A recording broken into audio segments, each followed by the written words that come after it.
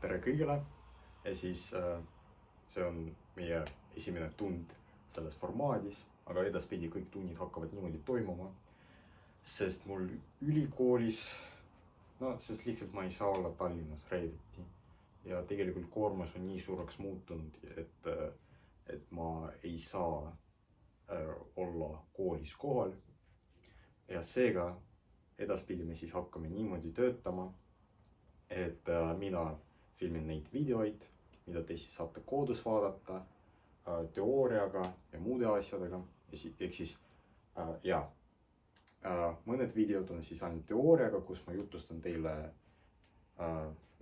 mingid teemasid planimeetriast ja majandusmatemaatikast ja teised tüüpi videoid on siis sellised, kus ma lahendan läbi mõned näidisülesanded, et te saaksite aru, kuidas siis ülesandeid antud teema kohta võib lahendada ja siis peale selle, et meil on sellises formaadis loengud, meil ka tulevad mingid ülesanded iseseisvaks lahendamiseks, ehk iga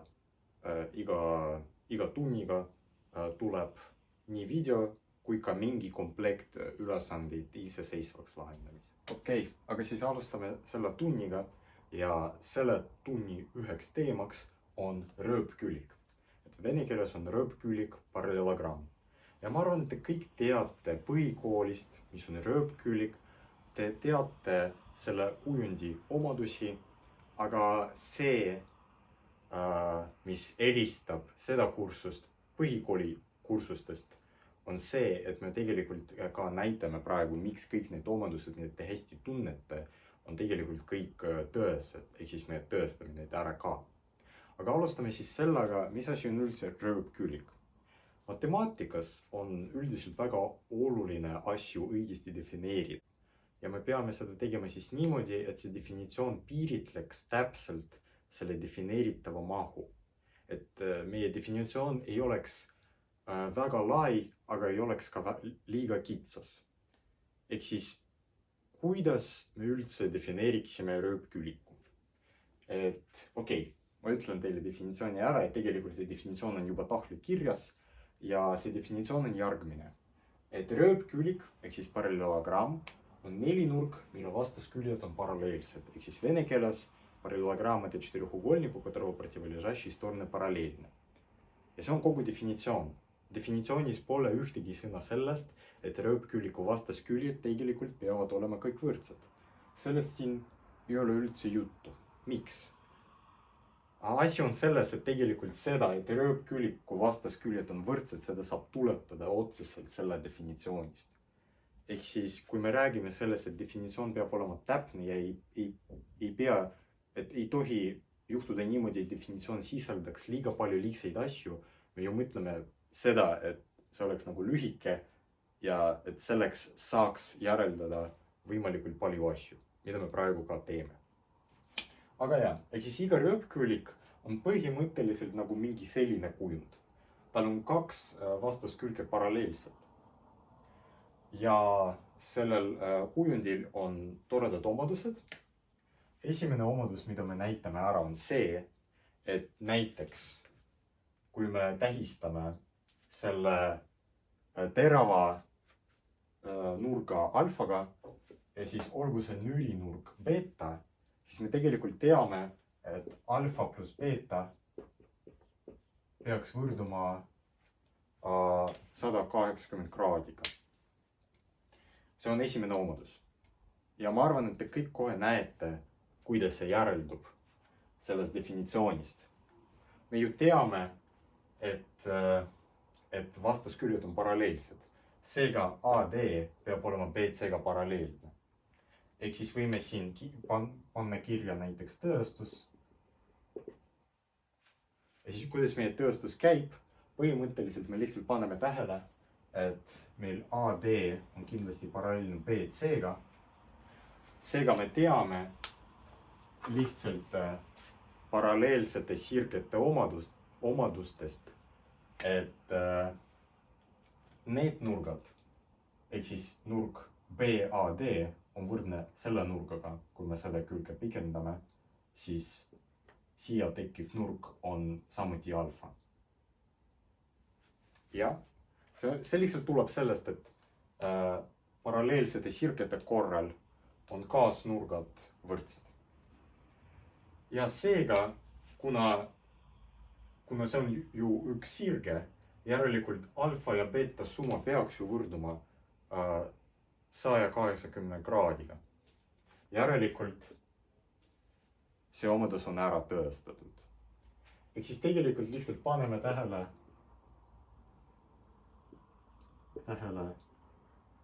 et AD on paralleelne BC-ga ja siis sellest tulenebki, et see nurk on alfa ja järelikult me saame, et alfa pluss beta on 180 kraadi.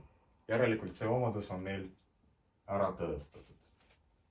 See oli lihtne omadus ja see kasutas ära ainult seda, et meil on vastasküljed paralleelsed. Ja siis samamoodi arutades on võimalik siis näidata, et see nurk siin peaks olema beta. Sest meil on ju mitte ainult see paar külgi omavahel paralleelsed, vaid ka need küljed on ju omavahel paralleelsed. Järelikult me saame seda arutlust nende sirgete jaoks ka korrata ja siis saada, et see nurk on samuti beta. No miks ta peab beta olema? Sest see nurk pluss see nurk peab võrduma 180 kraadi, aga me juba teame, et kui meil on alfa olemas, siis see nurk, mida me peame liitma alfale, et tulemus oleks 180 kraadi, see nurk on täpselt beta. Järelikult me teame, et tõestasime ka väga olulise omaduse, et rööpküliku vastasnurgad on omavahel võrdsed. Ja samuti siin on meil nurk alfa. Okei, see oli siis esimene omadus, mis ütleb meile siis seda, kuidas on omavahel seotud nurgad rööpkülikus. Aga nüüd uurime, kuidas on omavahel seotud mitte nurgad, vaid küljed. Et tegelikult väga oluline tulemus on see, et AD on võrdne BC-ga ja samuti AB on võrdne CD-ga. See on siis teine tulemus, mis näitab meile, kuidas on küljed omavahel seotud rööpkülikus. Ja siis tegelikult see ei ole raske tulemus, et selleks, et see ära näidata, lihtsalt leiame mingi paar võrdseid kolmnurki. Ja need, näiteks praegu näitame, et AD võrdub BC. Tõestus. Selleks lihtsalt paneme tähele, et kui me joonistame selle rööpküliku diagonaali, ehk siis lõigu AC, siis meil tekivad võrdsed kolmnurkad. Ja nimelt, ma kirjutan siia. Paneme tähele,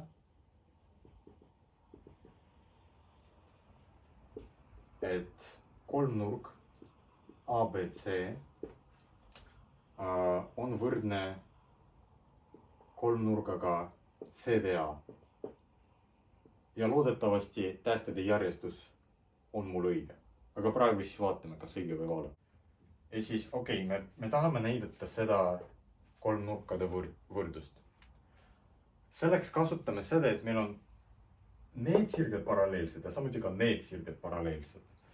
Järelikult, kui me tähistame näiteks selle lihtsalt tähistame seda nurka siis värviga, et olgu see nurk sinine.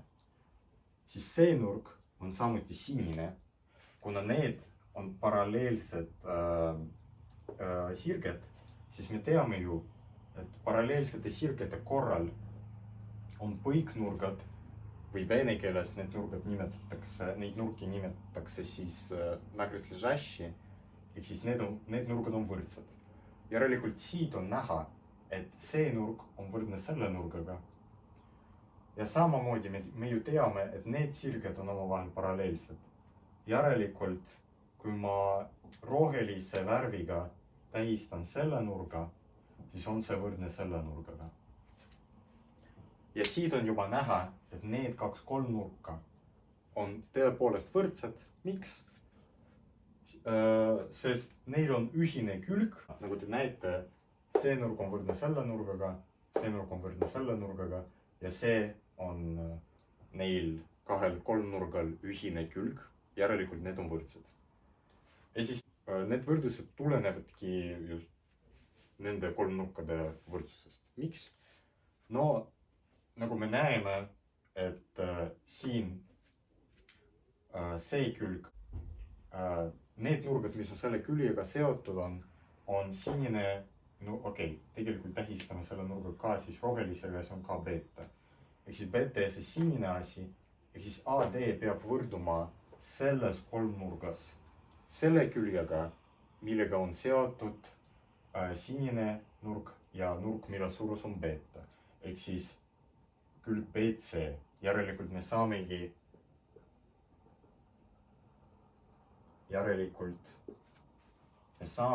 et AD võrdub BC. Ja samamoodi me näeme, et need küljed peavad ka olema võrdsed, kuna nendele küljedele mõlemas kolmnurgas vastavad samad nurgad. Ja me teame, et kolmnurgad on omavahel võrdsed, järelikult need küljed peavad ka olema omavahel võrdsed. Ja me saamegi kätte kaks soovitud võrdlust. Okei, siin peaks olema CD. Ehk siis me tõestasime siis teise tulemuse, väga olulise tulemuse, mis ütleb meile seda, et vastasküljed ei ole ainult paralleelsed, vaid need on ka omavahel võrdsed. Ja matemaatika ilu on selles, et meie definitsioon on lihtsalt selline, et ta ütleb meile, et vastasküljed peavad olema paralleelsed. Aga kasutades matemaatikat ja kasutades loogikat ja meie mõtlemist, me saame sellest definitsioonist järeldada palju enamat.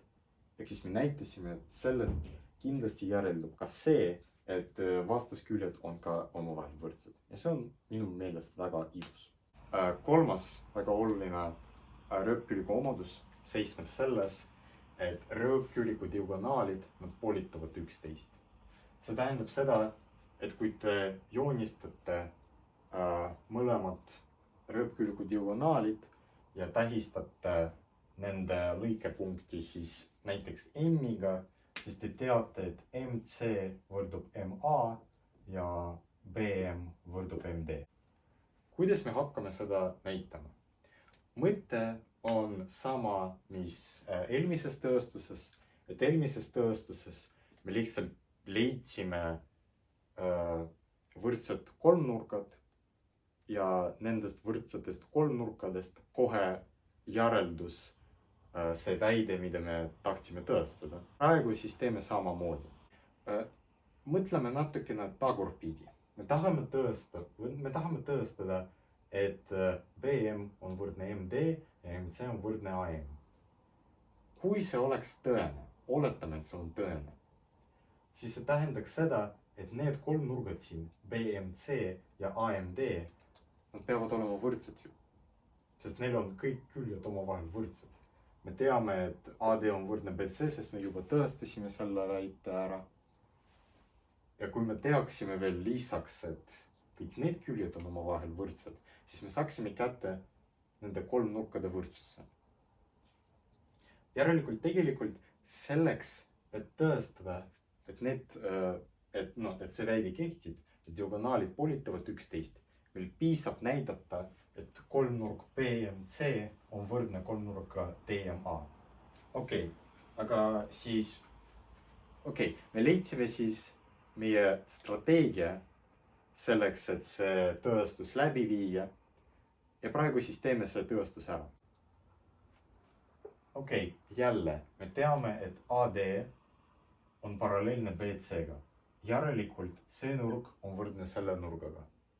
Sest need on lihtsalt võrdsed põiknurgad, mis tekivad siis, kui meil on kaks paralleelset sirget ja mingi lõikaja, mis neid lõikab.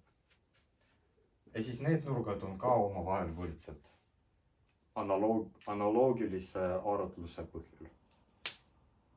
Aga nüüd me ju saame juba kasutada seda eelmist lauset, mis me siis tõestasime. Me ju teame, et AD tegelikult võrdubki BC-ga. Olgu see võrdus siis tähistatud niimoodi. Ja siis me näeme kohe, et meil kehtib see, et need kolmnurgad on tõepoolest omavahel võrdsed. Miks? Sest meil küljed AD ja BC on võrdsed ning samuti me näeme, et nurgad, mis on seotud mõlema küljega, on omavahel võrdsed. Järelikult siit tulenebki soovitud kolmnurkade võrdsus ja sellest kolmnurkade võrdsusest me saamegi, et need lõigud on omavahel võrdsed ning lisaks need lõigud on omavahel võrdsed. Ja see lõpetabki meie tõestuse. Okei, ja viimane 4. omadus, millest ma tahaksin rääkida, ja see omadus juba ei ole nii tuntud nagu need omadused, mida ma siin tõestasin. Need olid siis need tüüpilised omadused, need kõige levinumad omadused, mida iga õpilane peaks teadma rööpkülikust. Aga see 4. omadus on juba huvitavam ja võib-olla te pole seda varem näinud. Ja ma nimetasin selle omaduse siis lihtsalt nurgapoolite rööpkülikus. Ja siis see seisnebki sellest, kui me tõmbame rööpküliku terava nurga nurgapoolite, ehk siis võtame terava nurga ja joonistame tema nurgapoolite, olgu see nurk alfa ja see nurk ka alfa, siis kui me tähistame selle nurgapoolite lõikepunkti küljega BC ja kui me tähistame seda siis E-ga, siis meil tuleb, et ABE on võrdhaardne kolmnurk. Ja see on väga ilus omadus, mis võiks kasuks tulla, kui te mõnda ülesannet lahendate. Ja tegelikult see on väga lihtne omadus, sest me ju teame, lihtsalt definitsiooni põhjal me teame, et rööpkülik on siis selline nelinurk, mille kaks külget on paralleelsed. Järelikult me teame, et AD on paralleelne BC-ga. Järelikult me teame, et kui me lõikame neid paralleelselt sirgeid ükskõik millise lõikajaga, siis kõik nurgad on võrdsed. Ja järelikult me teame, et see nurk alfa ja see nurk BA peavad olema omavahel võrdsed. Jällegi selle tõttu, et BC on AD-ga paralleelsed. Järelikult see nurk võrdub nurgaga EAD, aga nurk EAD on alfa. Järelikult me saame sellise väga ilusa ja tegelikult väga lihtsa tulemuse, et AB on võrdne BE. Need olid siis 4 rööpküliku omadust, millest ma tahtsin täna rääkida. Ja veel üks oluline asi, mida tuleb ära mainida, on see, et igal geomeetrilisel kujundil on olemas nii omadused kui ka tunnused. Omadused on need asjad, mis kehtivad, kui me juba teame, et mingi geomeetriline kujund on, sellel juhul näiteks rööpkülik. Kui me juba teame, et nelinurk on rööpkülik, siis me teame, et kõik omadused kehtivad. Aga kui me veel ei tea, et mõni nelinurk on rööpkülik, kuidas me saame siis näidata, et ta ongi rööpkülik? Ja siis sellel juhul kasuks tulevad rööpküliku tunnused. Ja siin need on. Kuna ma juba tõestasin ära kõik rööpküliku omadused, siis tunnustega teeme niimoodi, et ma neid ei tõesta, sest need tõestused on väga sarnased rööpküliku omaduste tõestustega. Aga kui teil on huvi ja kui te tahate ise proovida midagi tõestada, siis need tunnused on väga head sellised asjad, mille peale saaks harjutada tõestamist. Nii et soovitan. Aga esimene tunnus on see, et kui te näete, nagu siin joonisel, et nelinurga vastasnurgad on kõik omavahel võrdsed, et te näete, et siin on alfa ja siis see nurk, mis talle vastab, on siis alfa, samuti alfa ja siis need nurgad on samuti omavahel võrdsed, siis te kohe saate aru, et tegemist on just rööpkülikuga. Järgmine tunnus on see, et kui nelinurga kõik vastasküljed on omavahel võrdsed, et kui te näete, et teil nelinurgal on mingi selline kuju, et need vastasküljed on võrdsed ja need vastasküljed on võrdsed, siis te kohe saate järeldada, et tegemist on jälle rööpkülikuga. Ja siis kolmas tunnus on see, et kui diagonaalid, kui nelinurga diagonaalid poolitavad üksteist, et tekib selline pilt, siis te kohe jälle saate aru, et tegemist on rööpkülikuga. Ja viimane omadus, ma panin selle niimoodi kirja, aga kui te näete, et teil on olemas nelinurk, millel on üks paar vastaskülgi nii paralleelsed kui ka võrdsed, ehk siis sellel juhul näiteks eeldame, et te teate, et nelinurgal on BC paralleelne AD-ga ja lisaks te teate veel, et BC on võrdne AD-ga, siis te saate järeldada ka, et tegemist on rööpkülikuga. Ja need olid siis 4 rööpküliku tunnust, mille järgi te saate siis otsustada, kas tegemist on rööpkülikuga või mitte. Ja see on siis kogu teooria, mis läheb vaja selleks, et lahendada ülesannete komplektist. Ja siis edu teile ülesannete lahendamisel.